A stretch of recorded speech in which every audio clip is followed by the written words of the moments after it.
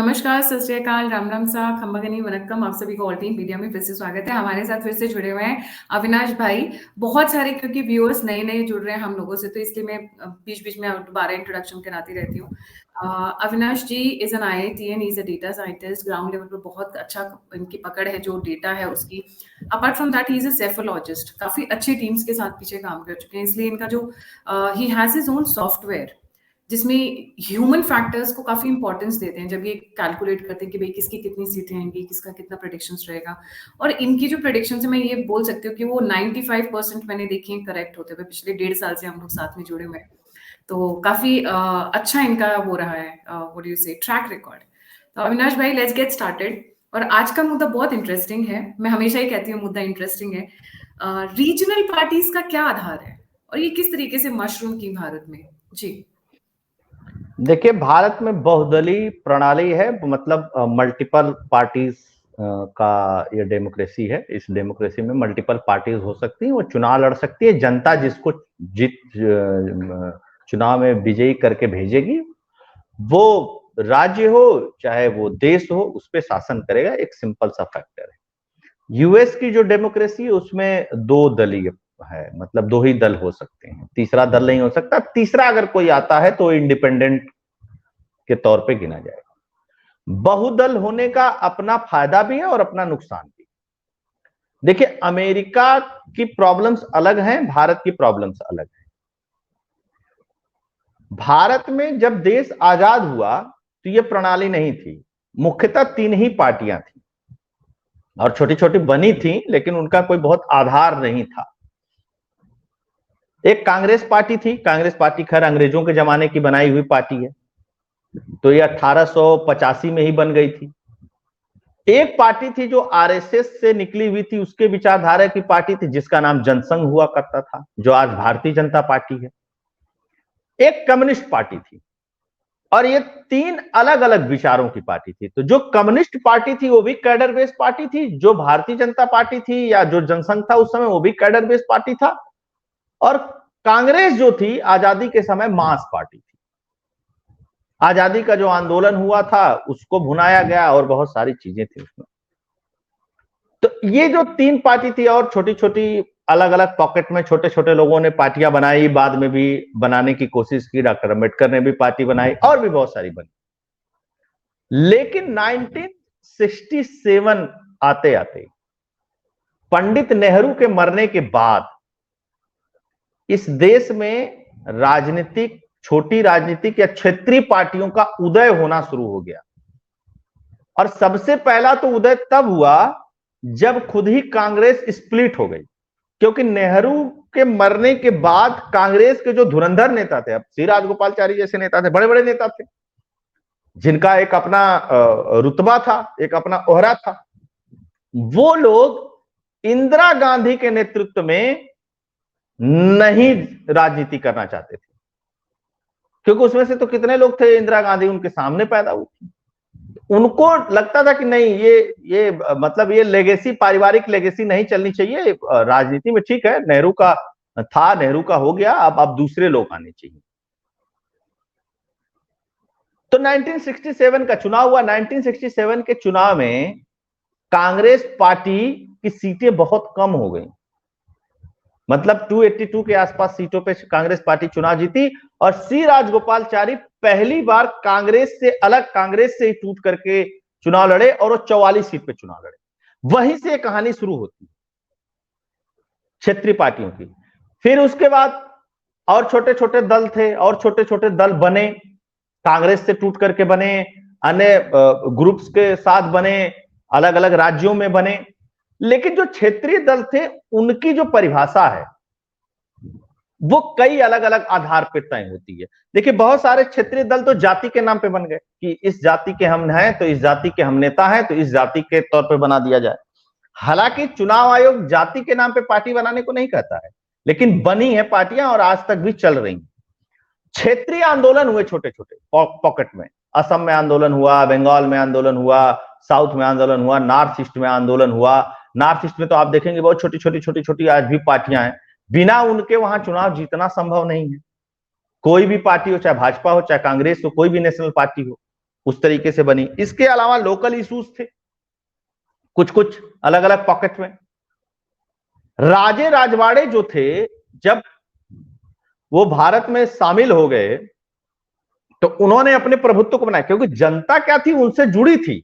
अभी तक वो ठीक है भारत में आ गए थे, लेकिन जनता जुड़ी थी राजा राजवाड़ों से, तो उन्होंने भी अपनी छोटी छोटी पार्टियां बनाने की कोशिश की।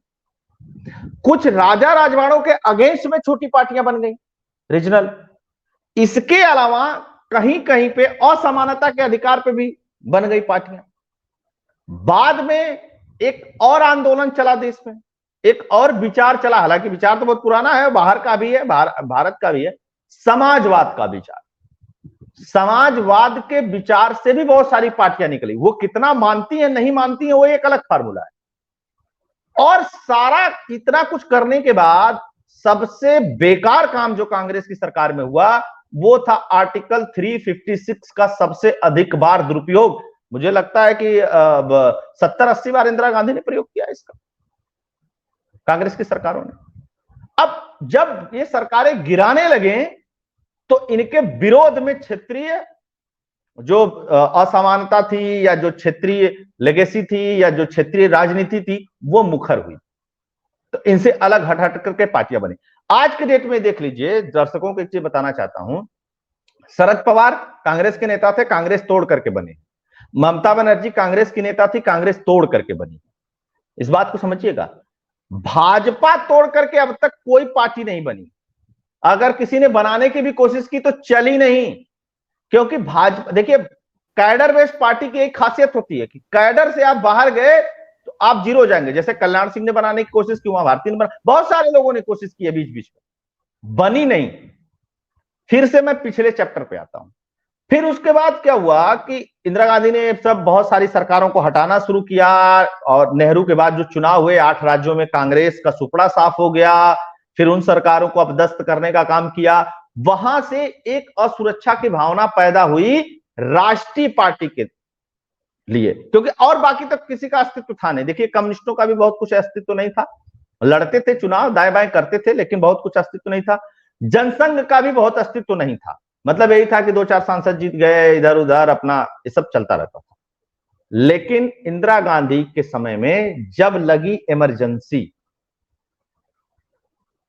आपको पता है इंदिरा गांधी के खिलाफ इमरजेंसी के जितने नायक थे या जितने कैरेक्टर थे वो सब कांग्रेस से निकले हुए थे।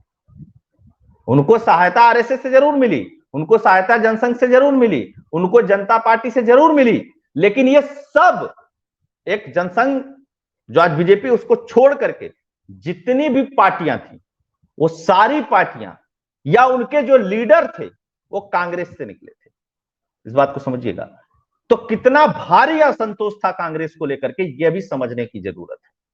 उसके बाद ये सारी चीजें हुई इस देश में। जो जिन लोगों ने सरकार के खिलाफ बोला सबको जेल में भर दिया गया, सुप्रीम कोर्ट का कोई अस्तित्व नहीं रह गया था। कम्युनिस्टों के नेता हो, चाहे जनसंघ के नेता हो, चाहे जनता पार्टी के नेता हो, जितने भी थे, या और भी सब छोटी मोटी पार्टियां थी, समता पार्टी, ये पार्टी वो पार्टी।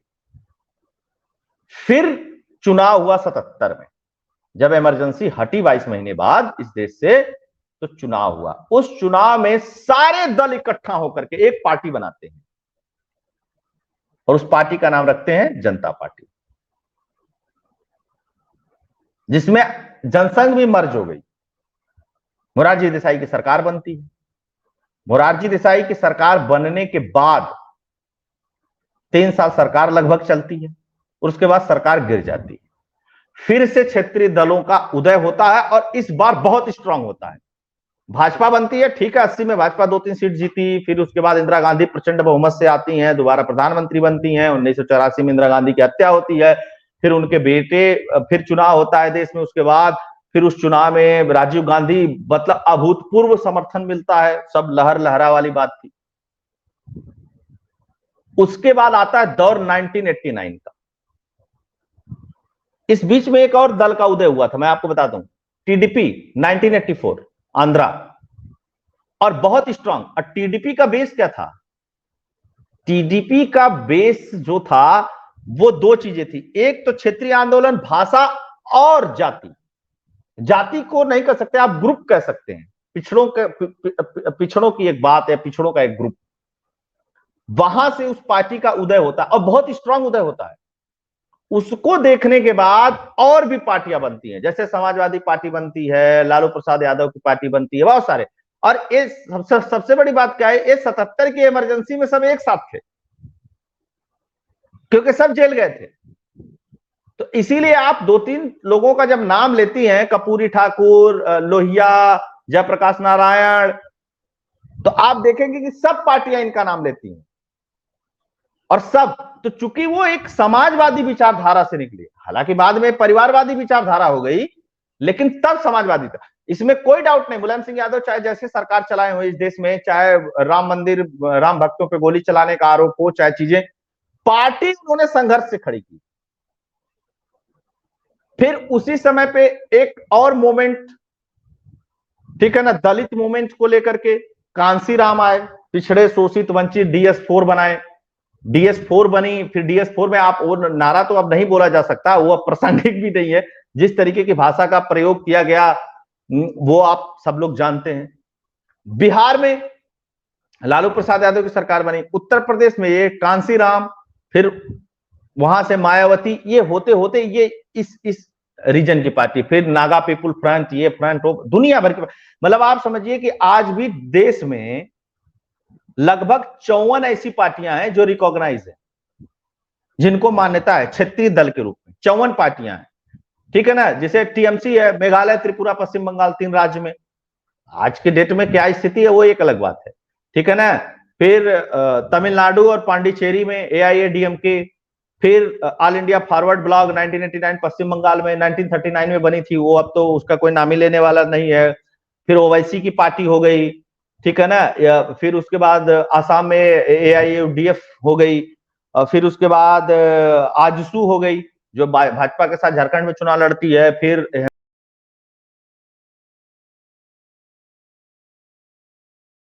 से अगर आप देखेंगी तो बहुत सारे मल्टीपल पार्टियां होते होते ये सब मान्यता प्राप्त, JDS बनी, JMM हो गई, लोक जनशक्ति पार्टी हो गई, मनसे हो गई, फिर उसके बाद ये क्या नाम है, शिवसेना हो गई। ये अलग अलग, सबके आधार अलग अलग, सबकी चीजें अलग अलग। लेकिन अब फिर से ये आधार खिसक रहा है, फिर से अब ये आधार खत्म हो रहा है।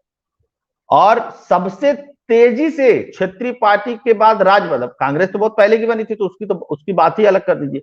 सबसे तेजी से इस देश में अगर क्षेत्रीय पार्टी के रूप में मान्यता पाने के बाद, सबसे तेजी से क्षेत्रीय पार्टी के रूप में भी मान्यता मिली और सबसे तेजी से नेशनल पार्टी भी बनी, वो अरविंद केजरीवाल की आम आदमी पार्टी। 10 साल में ये स्थिति है, ठीक है। वो सरकार कैसा चला रहे हैं, उनके ऊपर आरोप क्या है, वो एक अलग है, हम उसकी समीक्षा नहीं कर रहे हैं। दर्शक इस बात को समझेंगे, हम किसी की तारीफ और बेइज्जती नहीं कर रहे हैं।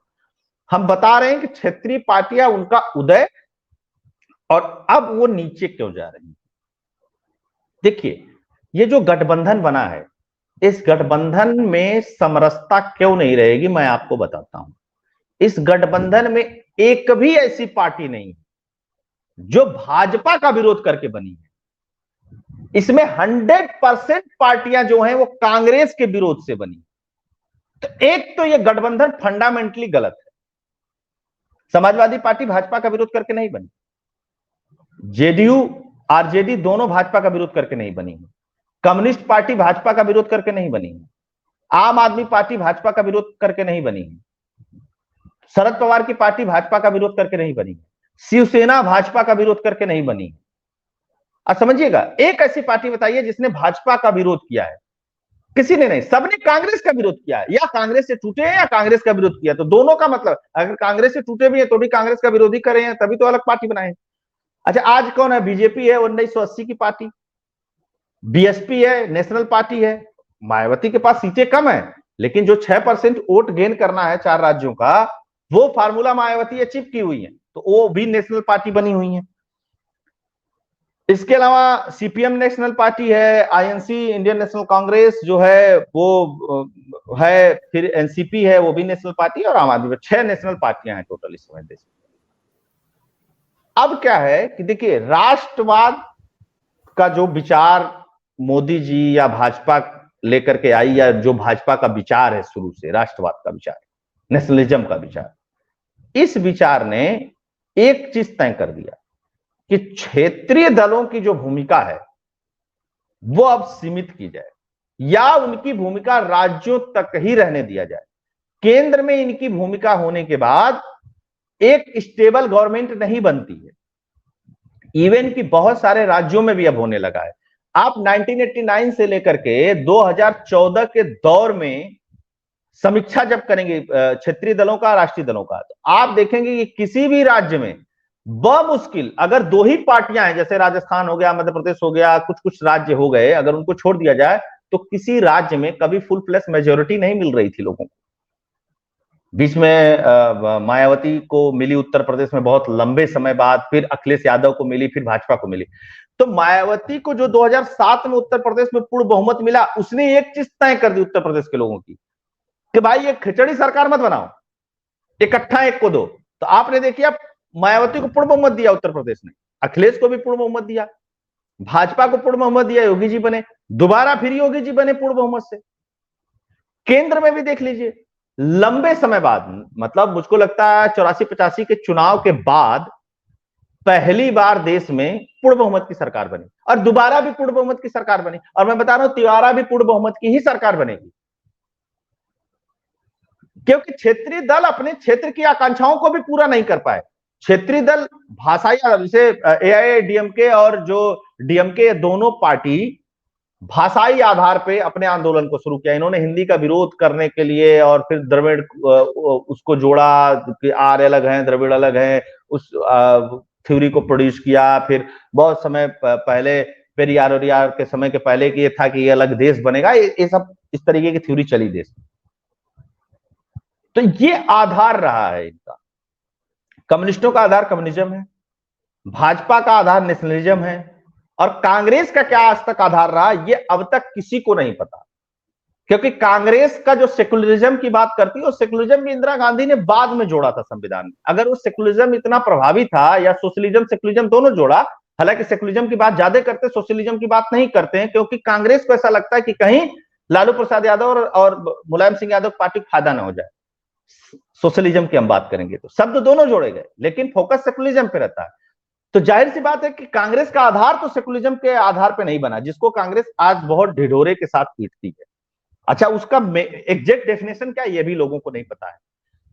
अब जब नेशनलिज्म का वो, आप देखिए, मैं अपनी बात को प्रूफ भी करता हूं। जैसे दिल्ली ले लीजिए, दिल्ली में लोग केजरीवाल को लगभग विधानसभा की सारी सीटें दे देते हैं, 2-4 भाजपा पाती है, लेकिन जब लोकसभा का चुनाव आता है तो पूरी 100% सीटें मोदी जी को दी जाती। आप इतना शिफ्ट नहीं देखेंगे कहीं पे भी, पहले के चुनाव में, ये अब के चुनाव में होने लगा है। आप देखिए कि राजस्थान में कांग्रेस की सरकार है, 0 सीट जीतती है, सब मोदी जी को उठाकर दे देते हैं। आप देखेंगे मध्य प्रदेश में कांग्रेस की सरकार है, लेकिन वहां भाजपा सबसे ज्यादा सीटें जीतती है, 1 सीट कांग्रेस जीतती ले दे करके कमलनाथ का बेटा। आप उत्तर प्रदेश में देखेंगे कि सपा और बसपा का गठबंधन है, उसके बावजूद भी भाजपा 62 सीट जीतती है। आप समझिए। अच्छा, बिहार में अब जाएंगे तो बिहार में पॉकेट में, और पूरे बिहार में क्षेत्रीय दलों का प्रभुत्व है। आप आरजेडी और जेडीयू तो ले लीजिए, इसके अलावा आप रामविलास पासवान की पार्टी ले लीजिए, आज उपेंद्र कुशवाहा को ले लीजिए, बहुत सारे कम्युनिस्टों का ले लीजिए। लेकिन जब केंद्रीय चुनाव होते हैं तो तस्वीर अलग होती है, जब राज्य के चुनाव होते हैं तो तस्वीर अलग होती है वहां पे भी। हालांकि भाजपा को बहुत नुकसान नहीं होता है। बंगाल देख लीजिए, बंगाल में भी अब ये स्थितियां पैदा होने लगी, और इस पूरे गैप और इस पूरे राजनीतिक अस्टेबिलिटी को अगर देखा जाए तो इसका उत्तरदायित्व तो कांग्रेस को ही लेना पड़ेगा। और एक फैक्ट है, ये कोई कहानी नहीं बता रहा हूं मैं। 1967 से शुरू हुआ कांग्रेस के विद्रोह से, फिर क्षेत्रीय पार्टियां पनप लेंगे, और क्षेत्रीय पार्टियां हैं तो कोई बुराई नहीं है, लेकिन क्षेत्रीय पार्टियों का जो क्षेत्रीय मुद्दा है वहीं तक जनता उनको सीमित रखे, उनको केंद्रीय मुद्दे में ना लेकर के आए। और केंद्रीय जो सरकारें हैं इनको क्षेत्रीय लोगों की, भावना, क्षेत्रीय लोगों की डेमोक्रेसी का ख्याल रखना चाहिए, चाहे किसी भी पार्टी की सरकार हो। ये दोनों ही बातें हैं और ये दोनों ही महत्वपूर्ण है भारत की डेमोक्रेसी के लिए, जो डेमोक्रेसी आज स्टेबल है। जी जी। सो ये एक टाइम पे पार्टीज स्ट्रांग हुआ करती थी, तो अब ये कमजोर क्यों हो रही है? अब ये जो मल्टी पार्टी इलेक्शंस का चल रहा है, इस पे क्या इम्पैक्ट आएगा? जी। देखिए, कमजोर क्यों हो रही हैं? आप समाजवाद में जब परिवारवाद घुसाओगे तो कमजोर होगे ना। आज आज समाजवादी पार्टी के ऊपर क्या आरोप है? समाजवादी पार्टी के ऊपर 3 आरोप है कि यादवों की पार्टी हो गई है, मुस्लिमों की पार्टी हो गई, ये अपीजमेंट करती। ठीक, आपका आधार क्या था? समाजवाद। समाजवाद का मतलब क्या है? समाज में रहने वाले सभी तबकों को साथ लेकर के चलेंगे। क्या समाजवाद में जो अखिलेश आज पीडीए बना रहे हैं ये समाजवाद है? ये तो शोषित वंचितों की लड़ाई लड़ेंगे, तो भाजपा का भी स्लोगन है, कांग्रेस का भी स्लोगन है, सब पार्टियां कहती हैं। आप पीडीए बना रहे हैं कि पिछड़ा दलित मुस्लिम का हम यूनिटी बनाएंगे, तो मान लीजिए सामान्य वर्ग को आप हटा देते हैं, लेकिन घोसी में उपचुनाव होता है तो वहां पे एक सामान्य वर्ग का ही व्यक्ति जीत करके आता है और आप पीडीए वालों से कहते हैं कि तुम लोग वोट दो सामान्य वर्ग के आदमी को। ये 2 तरीके के कॉन्फ्लिक्ट कैसे समाज में चलेंगे? यह महत्वपूर्ण है, इसलिए इनका पराभव हो रहा है। अच्छा, ये समाजवाद कहां से हो गया? लोहिया इसके खिलाफ थे कि परिवार नहीं रहना चाहिए। इंदिरा गांधी के खिलाफ क्यों थे लोग? इसलिए नहीं थे कि इंदिरा गांधी को पसंद नहीं करते थे। नेहरू के बेटी के रूप में इंदिरा गांधी का सम्मान था, लेकिन लोहिया से लेकर के बड़े बड़े नेता अगर नाराज थे कांग्रेस के इंदिरा गांधी से, तो रीजन था कि नेहरू के बाद इंदिरा, इंदिरा के बाद ये परिवार थोड़ी नहीं चलेगा भाई, हम तो इसी के खिलाफ हैं। ये तो राजवाड़ा वाला ही सिस्टम आ गया डेमोक्रेसी में भी कि राजा का बेटा राजा बनेगा, इंदिरा गांधी की बेटी बेटा नहीं है तो बेटी प्रधानमंत्री बनेगी, फिर इंदिरा गांधी का बेटा प्रधानमंत्री बनेगा, फिर इंदिरा गांधी का पोता प्रधानमंत्री बनेगा, फिर नाती प्रधानमंत्री बनेगा। ये यही तो राजवाड़ा की क्या स्थिति थी? यही तो स्थिति थी ना कि राजा का बेटा राजा बनेगा। इसी के खिलाफ आंदोलन था सबका, ये नहीं होना चाहिए, काबिल बनना चाहिए। तो काबिलियत में तो आपने ऑप्शन ही नहीं रखा ना। जब कांग्रेस पार्टी राहुल गांधी को प्रधानमंत्री प्रोजेक्ट कर देती है तो आपने काबिलियत को तो आधार ही नहीं बनाया ना। आपके पार्टी में मनीष तिवारी, आपके पार्टी में शशि थरूर है, आपके आज के डेट में भी आपकी पार्टी में बहुत अच्छे अच्छे नेता हैं जो काबिल है, विचार और आपके विचारधारा से भी अलग नहीं है।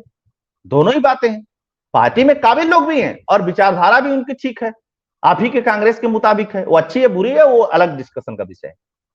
आपने तो कभी उनको प्रमोट ही नहीं किया और यही रीजन रहा कि आपके साथ बहुत बड़े बड़े नेता साथ छोड़ करके चले गए। तो ये रीजन है क्षेत्रीय पार्टियों का नीचे जाने का। अब बताइए आप, शरद पवार को तो झेल लिया लोगों ने, नेता थे, उनकी बेटी को क्यों झेले भाई? पार्टी कार्यकर्ता का दरी बिछाने के लिए है। तो उसको लगा कि यार इससे बेहतर तो भाजपा ही है, कम से कम मौका तो मिलेगा। फिर लोगों को लगा कि अरे इनसे भी बेहतर कांग्रेस ही है, कम से कम प्रधानमंत्री नहीं बनेंगे, प्रदेश में मुख्यमंत्री बनने का चांस तो मिलेगा। यहां तो कोई चांस नहीं है भाई, अब अखिलेश यादव ही मुख्यमंत्री के उम्मीदवार हैं, आज से ही सबको पता है। तो क्या ये डेमोक्रेसी है? क्या ये समाजवाद है? क्या ये सोशलिज्म है? क्या है? इसलिए इनका नीचे जाना, और इनका नीचे जाना जरूरी भी है जो इस तरीके की पार्टियां हैं। जी जी, इसका मल्टी पार्टी इलेक्शंस पे क्या असर पड़ेगा अविनाश भाई? और दूसरा, मोदी और अमित शाह के आने से इनके डाउन होने में स्पीड बढ़ गई है, मुझे ऐसा लगता है। जी देखिए, अब तक नेतृत्व नहीं मिल रहा था, समस्या सबसे बड़ी ये थी। अटल बिहारी वाजपेयी के जाने के बाद भारतीय जनता पार्टी में भी एक शून्यता थी 2004 के बाद से। अटल बिहारी वाजपेयी जी की भी उम्र हो गई थी, लाल कृष्ण आडवाणी जी की भी उम्र हो गई थी, मुरली मनोहर जोशी जी की हो गई। इन्होंने जितना करना था वो पार्टी के लिए कर चुके थे। अब नए थॉट प्रोसेस के साथ पार्टी को काम करने की जरूरत थी। किसी के आने और किसी के जाने से कुछ नहीं जाता है, जाता है आपके व्यवहार से और वैकल्पिक राजनीति से। आपके पास विकल्प क्या है? विकल्पहीनता के अब कांग्रेस की तरफ देखें तो वहां पे भी वही चीजें चल रही हैं, नेहरू गांधी परिवार चल रहा है। तो अखिलेश यादव क्यों बुरे? तो समाजवाद से शुरू होते होते परिवारवाद की तरफ चले गए, समाजवाद से शुरू हुए फिर जातिवाद में गए, जातिवाद से फिर परिवारवाद की तरफ चले गए। लालू प्रसाद यादव भी समाजवाद से शुरू हुए, कांग्रेस के विरोध से शुरू हुए, कांग्रेस की गोद में बैठे, जातिवाद से अब परिवारवाद की तरफ चले गए। अब प्रैक्टिकली सोचिए अमित शाह क्या करेंगे? अमित शाह कुछ नहीं करते हैं, मोदी जी भी कुछ नहीं करते हैं। वो अपनी स्ट्रेटजी को तरीके से जनता के बीच में रखते हैं। आप बताइए, कोई आप किसी पार्टी के समर्थक हैं, एक अलग बात है, क्या आरजेडी में तेजस्वी यादव से काबिल कोई नहीं है? क्या समाजवादी पार्टी में राहुल गांधी से काबिल कोई नहीं है? क्या डीएमके पार्टी में करुणानिधि के बेटे स्टालिन से काबिल कोई नहीं है? और भी मेनी मोर एग्जांपल्स। क्या शरद पवार की बेटी ही काबिल है उनकी पार्टी में? अजीत पवार नहीं काबिल थे? क्या उद्धव ठाकरे के बेटे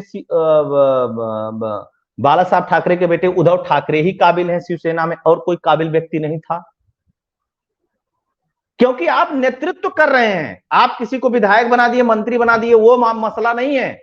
आप पार्टी पे ही कब्जा किए हुए हैं, और पार्टी विचार से होती है ना, उस विचार पे ही आप कब्जा किए हुए हैं। आप उद्धव ठाकरे काबिल नेता है, उनको सांसद बनाइए, मंत्री बनाइए, उससे कोई प्रॉब्लम नहीं। पार्टी पे भी उनका कब्जा रहेगा, मुख्यमंत्री भी वही बनेंगे।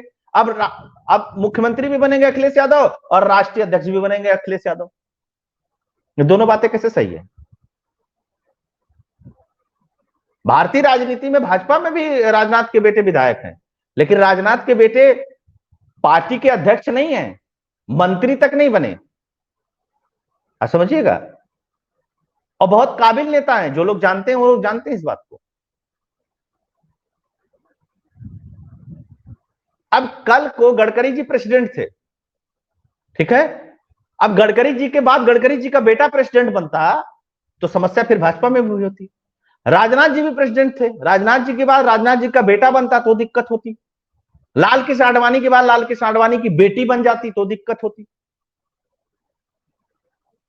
तो ये सब प्रॉब्लम्स है, इनकी वजह से इन क्षेत्रीय पार्टियों का आधार जो है वो धीरे धीरे कम होता जा रहा है। और क्षेत्रीय पार्टियां अगर इस बारे में नहीं सोचेंगी, और जो मेन मुद्दा था जिसके लिए आए थे उस पर तो काम ही नहीं कर रहे हैं, तो मतलब खत्म ही है हिसाब किताब। जी जी।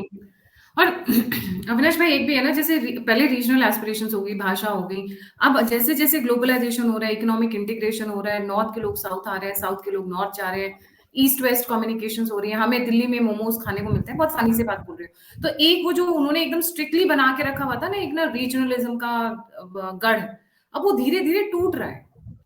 मतलब जिस तरीके से लोगों की मूवमेंट बन रही है, तो उसमें इनके मुद्दे भी तो फीके पड़ रहे हैं। अब डीएमके का आपने नाम लिया, डीएमके वैसे तो एंटी हिंदू हिंदी बेसिस पे बनी थी, पर हिंदी के अखबारों में तो ऐड वही दे रहे हैं ना आज की डेट में, डीएमके वाले दे रहे हैं ना, और वो भी शुद्ध हिंदी में दे रहे हैं ऐड। तो अपने इनके खुद के पॉइंट्स भी विफल हो रहे हैं। जी मैं बता तो रहा हूं कि करुणानिधि बहुत बड़े नेता, हिंदी का विरोध किए, सब चीज किए, उसके बेटे में कौन सी योग्यता है यार?